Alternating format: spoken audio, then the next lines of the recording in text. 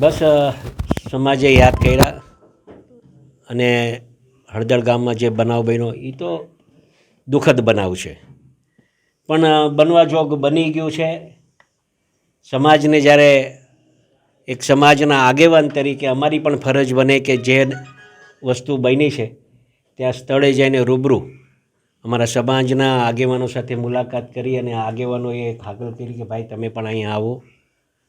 મારા સાથે મારો ભત્રીજો પણ દિવેશ પણ સાથે આવ્યા છે. મોટા ભાઈની આજ્ઞા હતી કે હીરાલાલ તમે ને દિવેશ બે જઈ આવો અને એના અનુસંધાને અમે અહીંયા આવ્યા છીએ અને સાંભળીએ છીએ બધાને શું બનાવ, કઈ રીતે બનાવ, અને સંપૂર્ણપણે સરકાર પણ આની ચિંતા કરે છે.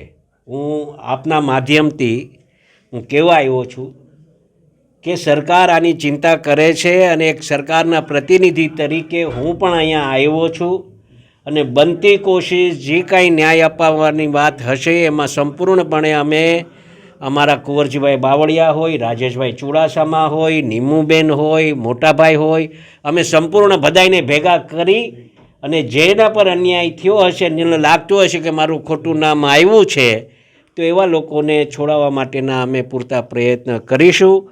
અને જે રીતે અમારા સમાજ ઉપર ખોટી રીતે એટલે કે અમારા ખંભે જે બંદૂક ફોડવાના પ્રયત્ન કર્યા છે એને સમાજને મારી ખાસ વિનંતી છે કે એમાંથી આપણે પાછા વળી જાય ને આ સમાજ તો હંમેશા ભારતીય જનતા પાર્ટી સાથે રહ્યો છે ને ભવિષ્યમાં પણ રહેશે, એમાં કોઈ ચિંતાને સ્થાન નથી.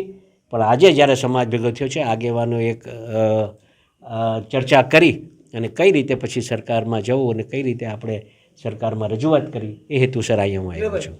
પીડિત લોકોને તમે વેદના સાંભળી છે, સ્થિતિ કેવી રહી? સાંભળી છે, હવે બનાવ બન્યો છે, પણ સરકાર છે ક્યારેક શું થાય છે કે ઉશ્કેરાટમાં આવીને કોકનું કરેલું બીજાને પણ ભોગવવું પડતું હોય છે. ક્યારેક એવું બનતું હોય છે અને આવો બનાવ ક્યાંક એવો બન્યો છે, ક્યાંક લાગ્યું છે, તો એ રજૂઆત અમે જ્યાં કરવાની હશે ત્યાં રજૂઆત મોવડી મંડળને કરી અને એને ન્યાય આપવાનો પ્રયત્ન કરીશું અમે.